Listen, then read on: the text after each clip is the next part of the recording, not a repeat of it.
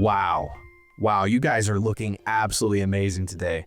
And by you guys, I mean me and Joe, because we're actually the only two people I can see. Anyway, True. Welcome back to Bros and Badges, our podcast. We've got some really fun topics today. Our main one is we're going to be ranking all of the grass starters from all of the past generations. That means 10 Pokemon. We're including Brout. That's crazy. And then we've also got a really fun side topic talking about that Firebomb recently from Nate the Hate, where he announced a bunch of what the lineup is going to be for this year. It does have a little bit to do with Pokemon, so we're going to talk about that. And then we're going to end with a fun discussion about Eeveelutions and whether or not we think we could see some in Winds and Waves. All right, but before we get too into that, we are going to go over the results of our poll, of our first ever poll. And the question was, which Pokemon game are you playing in 2026? We actually had a pretty big shakeup because for quite a while, Pokopia was the clear winner, but here it is. Fire Red and Leaf Green takes the top spot with 39%. And then we have Pokopia at 36%. Gale of Darkness is at 7%, and Legends EA was at 18%. How many votes do we have? Crazy. Oh, 28 votes. 28 and votes. by the time we post this podcast, there might be even more, but that's where it's sitting at currently. That's honestly pretty crazy. I thought Pokopia was like a sure winner. What do you think, Joe? For sure. Yeah, no, I mean, as you said, it's really weird the way the points spread. First off, I want to thank everybody for getting in and voting. Really awesome to see you guys out there. Yeah, love to see it. Love to see it. And if you guys didn't, Fire Red and Leaf Green would not have won. So that's true. I'm a little sad to see XD Gale of Darkness so low, but you know, I know 7%. In every competition, there is a loser, and unfortunately, today it is Gale of Darkness. I guess my video of saying why you should play it wasn't that strong, huh? It wasn't strong enough, Joe. No, you convinced me. You convinced me. I'm sure you convinced some other people too. All right. Well, we're gonna have another poll at the end of the podcast that's gonna have to do with those Eeveelutions. So definitely stick around for that. But without further ado, we're gonna jump into our first side topic, which is the Firebomb that Nate the Hate recently dropped. So he recently talked about on his podcast the fact that he thinks he knows what the lineup is for this year, and Nate the Hate is probably one of the most reliable leakers out there. We're gonna add a little sidebar that he's not. I don't think he's 100% really reliable. There are people that say he is. I will say that last year he said that Kirby Planet Robobot and a couple other games were going to get announced, and we have yet to hear about those announcements. So I don't think we can take everything he says like 100%. I think we still need a little bit of that grain of salt. But he is, at least for all intents and purposes, he is the Nintendo leaker, and he is the most reliable. So this is no shade. I'm just saying, with anybody, take it with a grain of salt. That said, I'm pretty confident about his remarks in terms of the games that we're going to see this year. This is a bit of a spoiler, so if you haven't heard this yet and you don't want to hear what the lineup's going to be, we're going to talk about that now. You can always skip ahead to the next topic. But anyway, so the games that he announced and he said are coming, some of these we already know. He says that the summer lineup is going to consist of Fire Emblem, Fortune's Weave, Rhythm Heaven. He says we will see Splatoon Raiders this summer. And then he also mentioned that there is going to be some version of Switch Sports, whether that's a like Switch 2 or a Switch Sports 2 or just a Nintendo Switch 2 edition of Switch Sports. We don't really know. He didn't say which it was going to be. He also said there'd be some version of like a Pikmin game, so it might be Pikmin 4 Nintendo Switch 2 edition as well. But then the banger, the real banger that I think is he said that there is going to be a new Star Fox game that drops this summer. So it's coming way sooner than anyone could have expected. He said that Dustbloods is going to be out towards the end of the year. And then also that long-rumored Zelda, Legend of Zelda, Ocarina of Time remake is going to come out for the end of the year to be the big holiday game. So that is a lot. That is a lot of information. That's crazy. For sure. But I think the biggest takeaway is actually the games we thought were going to come this year, which was a new 3D Mario and Pokemon Winds and Waves, are both shifted to 2027. He said that the new 3D Mario game is not going to be out this year and will most likely come out in 2027. So it's a huge shakeup. And as anyone, we're both Nintendo fans as well as Pokemon fans. Naturally, they are part of Nintendo. Hand in hand, so yeah. like we feel like we had to talk about this topic. And dude, it's just wild. Like, I mean, personally, I'm a big fan of especially Star Fox 64. And based on what Nate said, it is going to be a lot closer to that. It's going to be an on-rails like Star Fox game. It's going to be a multiplayer. Like, man, like if that all lines up, I'm so stoked for that game. So excited. And the fact that he's in the new movie as well, like it kind of lines up. But I think no one expected this. Like, a lot of people thought that Winds and Waves was a given for this year. and that 3D Mario was a high potential for this year. But those are the two games that got shifted back, and now we have these games in their place. Also, with Ocarina of Time Remake, a lot of people thought that was going to be a game saved for 2027 or maybe even 2028, and now supposedly that's coming. What of this shakeup, man? That's honestly, that's crazy. That's a lot to take in. Why do you think plans shifted so much, or were all of these rumors and leaks just inaccurate up to this point? Yeah, I mean, it really is crazy, and it's funny because, you know, this is a little bit of off-camera stuff, but Zack, when the Fox McCloud stuff dropped online, which is still crazy that it did about this Mario movie, we did float the idea of the Star Fox game, and I even said, I was like, if they went and made a game that was kind of equivalent to something like a Donkey Kong Bonanza for Star Fox, that would be amazing. Like if they just went in and did this like perfect, you know, recreation of what the series really is. It'd be really cool. And it's funny because it's starting to give like weird credence to the Mario movies, where like if you appear in a Mario movie, you're getting your own game, and it's gonna be amazing. Absolutely. So 100%. Very interesting precedent to be set here. But yeah, it is really interesting to see that Winds and Waves was clearly meant to come out, but for some reason we had this crazy shakeup, like you said. I don't exactly know why, and I'm sure as the year goes on and more information on what games are coming comes out, we will kind of be able to paint that picture. But, you know, as it stands currently, we're in just a really interesting spot. And Nate to hate for like, as you said, take everything with a grain of salt. But for what it's worth, you know, this is big news. I mean, it made a huge ripple in terms of like anyone who covers Nintendo stuff. This is like very, very big. I know a lot of people cover Elites, even if it's not really that credible, but we have like really big news outlets picking this up. So I do think, and a lot of people are also coming forward saying that they heard similar. So I think that this does have a little bit more credence than most. Did. No, I'm just kidding.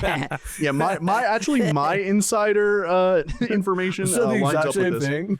Yeah, we're putting that out there. But yeah, I think it does make sense. The games that are dropping, I think like if we look at it big picture, it just kind of fills out the year in a nice way.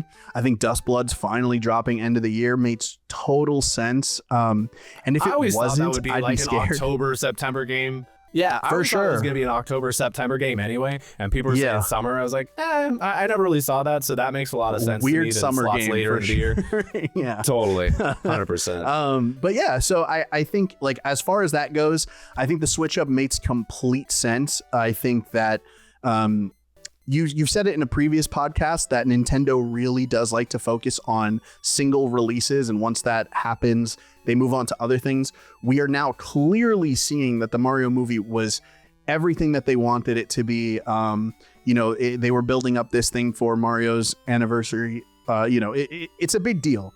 And with Fox McCloud being in it, I think it's even a bigger deal than most people were thinking it was.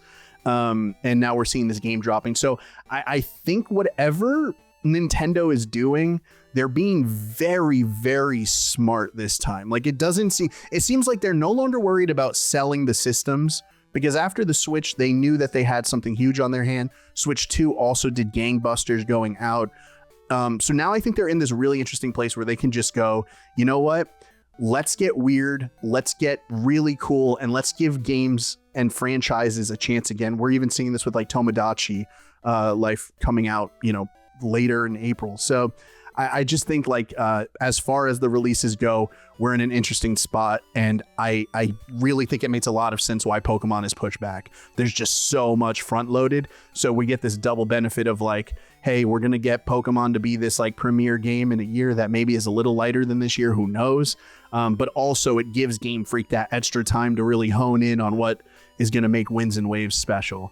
So I feel good about it. I'm excited. And I think if everything on this is true and we finally get that Ocarina of Time remake that everyone's been talking about since like Switch 1, I'm just excited to see everything come to fruition. So yeah, man, I'm excited about it for real. even all the info we had from the Terra Leak about Winds and Waves pointed to the fact that that game is going to come out in 2025. It was like a locked in thing, you know, and no one questioned it. It was always like, oh, well, that game's coming out at the end of the year. That's a given. And the fact that it is coming out in 2027, I think is honestly exciting, because it just means that even though a lot of the Terra Leak is reliable, Game Freak and the Pokemon Company is still switching things up. So there are a lot of unexpected things that I think we can see from this game. Twists and turns in terms of what the gimmick could be, twists and turns in terms of what the story could be. I think there's just going to be a lot of like variation from what we found in the Terra Leaks. And to me, that's exciting, because it means not everything is on the table yet. The fact that 3D Mario is shifted, the fact that this game is shifted, it's very clearly a shift. It's not just like, oh, that was always the plan. Something happened, whether that was Grand Theft Auto getting pushed to this year and they're like, we're going to hold our cards, our big cards, which realistically, let's be real, Mario and Winds and Waves are going to be two of the biggest games to come to the Switch 2.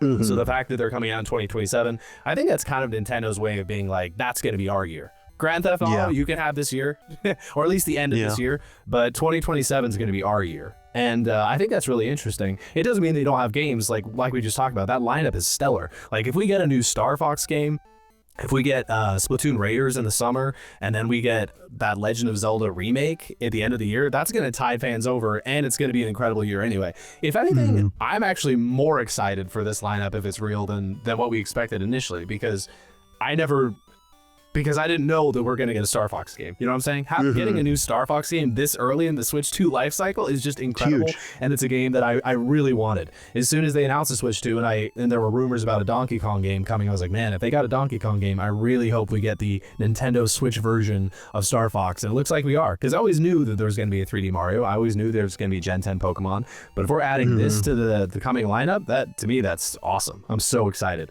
But real quick, just to finish this out, Joe, is there any game on that list from Nate the Hate that you're most excited about? Yeah, I mean, I gotta go. I'm sorry, I'm basic, and I know you have the same one, so we're just gonna share the spotlight on this. It's got to be Star Fox, right? I mean, when was the last time we even got one? It was Star Fox 2 in 2017 when they finally put it out on the like NES Classic or whatever it was that they did with that.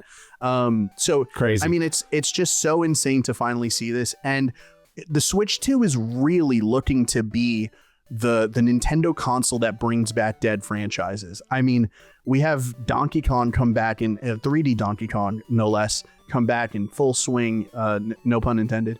We have Metroid Prime finally out. I mean, obviously it came on the Switch as well, but I'd be hard pressed to not say that this is like a major Switch 2 title. And now we're having Star Fox. I mean, Rhythm Heaven even. I mean, this console is really looking to be like I think the Switch 1 was the resurrection for Nintendo hardware, where it was like finally Nintendo is doing something that's working, they're sticking with it. Switch 2 is looking to be that software resurrection where we're getting them to like really get these IPs and bring them back. Even with the Ocarina of Time, I'm super excited for it, because we haven't had a Legend of Zelda game in that style in so long. Like just 3D non-Breath of the Wild style. So I think it's really exciting, but Star Fox has got to bring it home for me. And you guys could let us know down below what game you're most excited for in this leak, or if there's one that you just kind of really hope wasn't mentioned but is there. Like, please, we would love to see it. It's looking to be a great year, Zach. I'm super excited to see it play out, even if Winds and Waves is not at the end of it. But now we're going to move into our main topic, which is the grass starters throughout the generations. We're ranking every single one, all 10. Yes, Brout is included. And we will say that obviously Brout is not the most fair, because we don't know what his final evolution is going to be. And this ranking will probably change over time.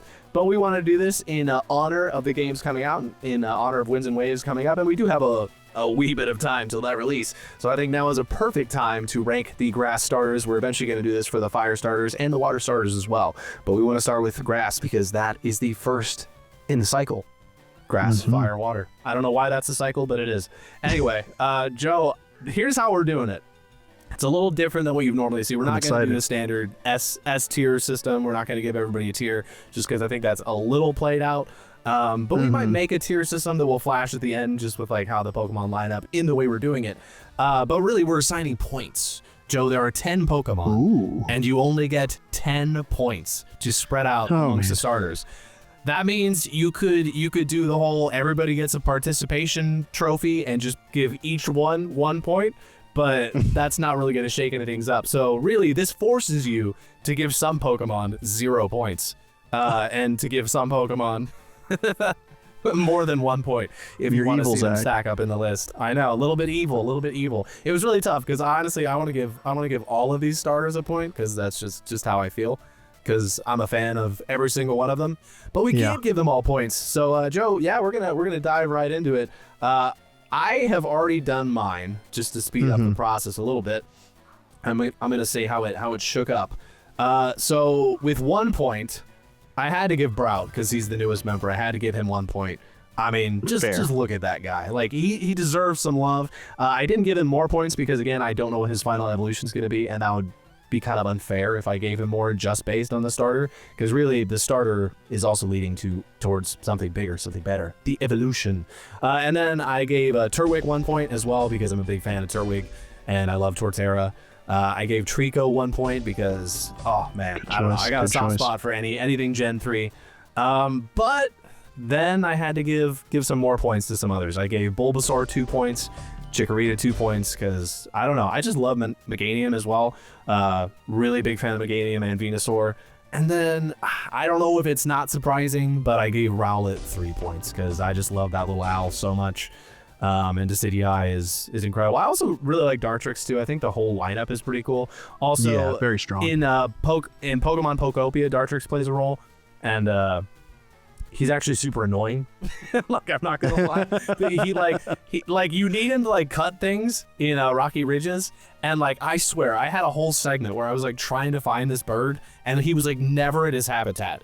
And then I realized he like always goes and hangs out at the hot springs. I'm like, dude, what are you doing here? Like, he's so hard to find. It took me forever. I was literally walking around 20 minutes trying to find him. I didn't think to look in the hot springs, and that's where he spends his time. Anyway, so he is kind of fresh in my mind lately. But yeah, that's how mine stacked up. Rowlet taking the top spot, and then we've got Chikorita and Bulbasaur sitting kind of tied for second place.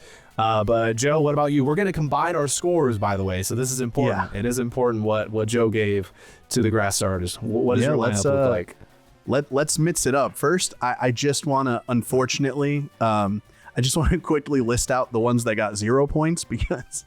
Yeah, let's give them a nod. Absolutely. I just gotta give them a nod, and I apologize that these guys are on here. It did hurt. I love a lot of these mons, but I'm also not sorry because I love the ones that I gave points to more. So for the Fallen, we got Trico, coolest little guy. He's not in it though. Chikorita, I'm glad you have Chikorita, Zack, because unfortunately, no points on my list. Snivy, this is shaking up. All right, Snivy, you're just Trico, but like, with a worse third form evolution. I'm sorry. Oh, dang. Neither of us gave Snivy a point. That's I know.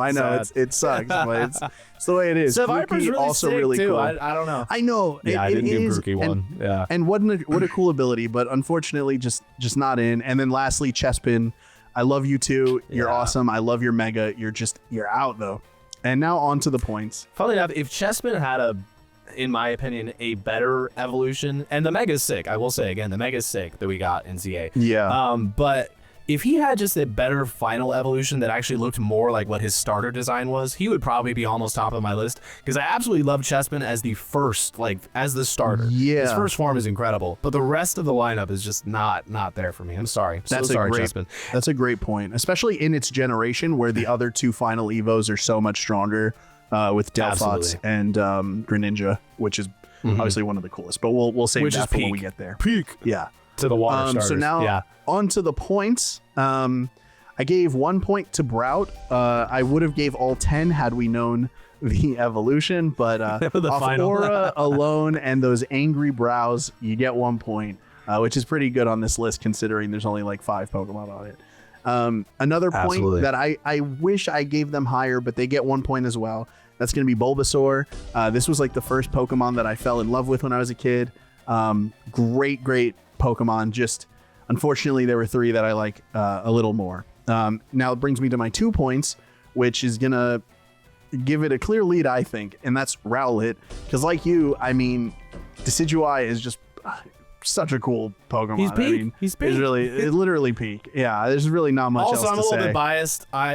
I'm November baby, so I've got the Sagittarius sign. So anything Archer, I'm just like, come on, like he's literally an owl Archer. Dude, it hits with me. It hits. No, that's fair. For me, just a ghost Archer in general is insane, and even the so cool. The Hisuian fighting Archer. I mean, I don't like it as much, but still really sick. Still cool. Now down to my final two. I got 3 points for Turtwig, my original baby. This is like seriously one of my favorite Pokemon of all time. Torterra is awesome. Zach, I'm glad you feel the same.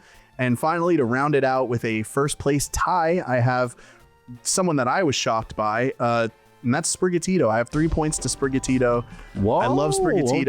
Okay. I don't know why it calls to me. I'm more of a dog person in real life, but this is what an adorable starter. And I do love its final Evo. Really cool. I love the whole like kind of masquerade jester-esque thing. That's my list, Zach. That's where it's at. And I love all of them, but I'm sorry, like you said before, there has to be a loser, and unfortunately there's quite a couple losers on my list. But yeah, that's where we're at. Love that lineup. I like that we had different Pokemon too. But all right, now we gotta tally these scores. Let's put them together. And I'm gonna cut because I'm really bad with math. So we're gonna come back to what this is gonna be in just a second. We're gonna have a sidebar. 1 eternity later. Yeah, we just spent like 45 minutes to do like 2 seconds worth of math. Anyway, so here's how it ranks out. In third place, actually surprisingly, stealing the third spot was Sprigatito, just because Joe gave her 3 points. Had to sneak her in. That's pretty. Had to do it, man. She's in there. She's in there. And then at the second spot, we've got Turtwig with 4 points. Ooh, all right, and then it probably is no surprise what the top spot is. We got Rowlet at number 1 with 5 points. Woo! That's crazy. I know we've got people logging out of the video right now because this does not perfectly fit their lineup of who the best starters are. But that's our ranking, and I feel pretty great about that. I think that's a great. Who would have knew that the ghost bird would be number 1? Who would have guessed? Who would have thought? It's all because of that meme, man. The Groudon meme. Anyway. True. Sorry for any other fans out there that your mon was not chosen. But honestly, let us know in the comments. We'd love to hear your rankings. Give us the proper list. What should have the list been? Anyway, that's our top 3. We're gonna do this again. Eventually, we're gonna have a ranking for water and fire as well, like we said. But now we're going to dive into our last little side topic here, which is also going to be this week's poll, and that is the discussion of Eeveelutions. Oh yeah, I've been wanting to talk about this for a minute. Huge fan of Eeveelutions. I would say we talked about Coliseum recently, but that's one of the best examples. I absolutely love Espeon and Umbreon. I think they're like 2 of my favorite Pokemon ever. For sure. And so I've been a little bit hungry for a new Eeveelution, honestly, for a while. It's been like 10 years. It's been a decade since literally. Gen 6 when we got Sylveon. That's the most recent one. And I think there was a lot of discussion for quite a while that was going to be the last one. There were reasons for that. I'm not going to dive into all those reasons, but a lot of people thought that was just the end of it. Like, oh, that's the last one we're going to see. But I think there is a high likelihood that we're going to see at least one new Eeveelution in Winds and Waves. There have been a lot of rumors. I'm not going to call them leaks because realistically at this point they're just rumors. But we have seen stuff hinting at the fact there could potentially be another Eeveelution in Winds and Waves. But without diving too much into the leaks and rumors, this is more of just a fun discussion about which ones we think make sense for Winds and Waves, and then also which one or ones we would like to see. And I'm going to start with mine. I honestly think that for Winds and Waves, something that would make a lot of sense would probably be either like a ground Eeveelution or a flying Eeveelution. I think mainly because of winds. Like the fact that we'd get some version of like a wind Eevee Arion. Honestly, I think that's a great name for that Eeveelution, for a flying Eeveelution. And then Terrion, come on, for ground type, that just makes perfect sense. That's a great name. Great name. And also, yeah, there is like there's a whole element of like nature and kind of like the environment and the weather. Adding a ground version of Eevee and then a flying version of Eevee would make a lot of sense for Winds and Waves. But Joe, what do you think? What would make sense just from a like logical standpoint coming to Winds and Waves? Is there one that you're like, oh, I think we really need this type in the game? Yeah, I mean, I think In terms of like thematically, I think you nailed it. Ground and air would just make, you know, so much sense in a winds and waves, like a very nature heavy game. But I kind of came at it in a little different sense, and I'm thinking dragon just to balance out Sylveon. I mean, we've seen with like Leafeon and Glaceon, you know, Espeon and Umbreon, these kind of duos where one kind of balances out the other, or one is stronger against the other. So not exactly like the starters, but still having that same effect of like there is a clear winner here. Plus, I think to really balance out the design, I think it'd be really cool. We have this very beautiful pink, fluffy looking ribbon covered, you know, Sylveon, and I could imagine this kind of more edgy looking, darker dragon looking. I'm thinking something more on the lines of like a Garchomp in terms of like, look, it's like very scaly Eevee. I think it would be really cool to just balance that out. But you know, in terms of like what I think is possible, that's where I would go. But I'm gonna have a little bit of a hotter take here, and I don't know if you'll necessarily agree with me too much, but I think it'd be cool to introduce another new type, and I think it'd be cool to have an Eevee be the thing that rolls it out, just like Sylveon. I know it's a huge, like, you know, mix up. And of course, with Pokemon Champions, like VGC is clearly on their mind. So I don't know how realistic it is to be like, let's throw a 19th type. You know, it's going to mess up everything. But I think this is 30 years Gen 10. Let's mix it up a little more. Why not? We're over 1,000 Pokemon in. Like, what's a new type, you know? And with a new type doesn't just come a new Eeveelution. It also comes going back and seeing what Pokemon we could kind of retrofit into this new type. You know, I know everyone kind of wanted like a sound type to eventually come, and then you have Pokemon like Loudred who now suddenly have this like cool dual typing or possibility. But that's what I would like. I would very much love to see a new type and Eevee kind of roll that out. Although, to be fair, we have a lot of other types that deserve some Eeveelutions. So maybe we'll hold out on that. So yeah, I'm going Dragon just to balance out, well, not to balance out Sylveon, to kind of get beat up by Sylveon, if anything. But I think Dragon would be just cool design wise. Although I do agree with you, I think that an Arion and a Terrion is just way cooler. Although I will say, a little peek behind the curtains here, Zach, you did write out a little list just so that we have something to reference. And I do see a ghost type named Oblivion, which has been, thrown out there. What a cool name. Off the name alone, I think Oblivion would be the coolest thing. I mean, it'd be edgy, but wow, what a cool name. Yeah. I mean, saw that online. I was like, I have to include that. Yeah. Oblivion cool is like the coolest name. I want that Pokemon just for the name alone. Just for the name. It doesn't even have to be an Eevee evolution, like an Eeveelution. Just give me an Oblivion. That's a cool name, but yeah. So also, so we that have one a gets dark a shout type. out. We got a psychic type. Yeah, I mean, we got a dark type. We got a psychic type. Like, we need the ghost type to kind of round out that fun circle. I will say quickly, though, you mentioned a dragon type to really offset Sylveon. I think in that same breath, though, like a poison type to be strong against Sylveon would be incredible. True. Very and also true. That would be very opposite of Sylveon. You've got like the beautiful like fairy type, and then you've got something that is literally poison. Like this could be like a really like almost like scary looking, like droopy looking, like Eeveelution, almost like sad in comparison to like Sylveon's like happy, like above you all status. And in a game where it does sound like there's going to be a lot of like talk about like preservation and like preserving the land and stuff, having a poison type to almost like counteract that would be such an interesting element to throw in the game. So I do think a poison type could also be strong. I have no idea what it'd be called, so for the heck of it, I'm going to give it the stupidest name I can think of. I'm going to call it Sickeon.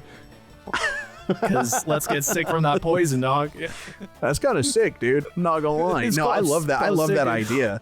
I feel like I gotta draw that for you now, because that's such a cool idea. I love the idea of kind of like it's almost like being brought down by the sludge on it. It's like exactly 100%, what a cool like thematic, and like you said, with it being very much about nature and preserving it, having this to be the antithesis of that would just be such a cool through line. And finally, we're actually having Sylveon in check. You're no longer just the coolest evolution. You're getting beat by Sickeon. How do you feel about that? Absolutely. Beat down by Sickeon. All right, guys. Well, that is going to do it with our discussion, and now we gotta throw it to the poll. So our poll of the week is: which evolution do you want to see in Winds and Waves? The real problem with this is we can only choose 4 to give you. So regardless of what 4 we choose, please comment in the comments like which one you actually want to see, even if it's not on the list. Sorry, we had to choose 4. So this is the 4 we're going with. And that is the poison type, Stickeon. That is the flying type, Arion. That is the ground type, Terrion. And the dragon type, which for now we're going to call Dravion. Joe, which one do you want to win? Who do you want to win? I mean, now it has to be Sickeon, right? I feel like that's the new mascot of the channel now. You kind of killed it with that. All right, guys. please vote. And then let us know in the comments if there was an evolution you'd rather see than these 4. But that is going to do it for the Bros and Badges podcast. We will let you know the results of the podcast next week, so stay tuned. We've got a lot more fun content coming for you, especially as Champions coming out in just a few days here, so we're going to be on top of that. All right, well, we'll see you all soon. Bros and Badges, out of here. Bros and Badges.